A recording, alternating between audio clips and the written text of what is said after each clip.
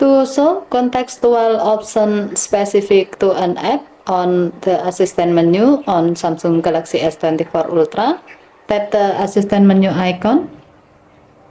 Swipe the menu screen to the left or right to find the menu setting. Tap the menu setting. Next, tap select apps to show contextual menu suite. Here you can enable all supported apps or just some apps depending on your need. As the example, we will enable all apps. To see how this feature works, open one of the supported apps. As the example, we will open Samsung Internet app. Tap the assistant menu icon. Swipe the menu screen to the left or right.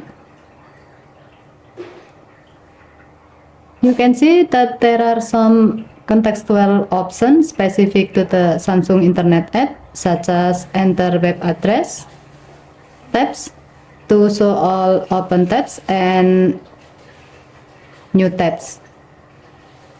Okay, thank you for watching. Please help to like and subscribe.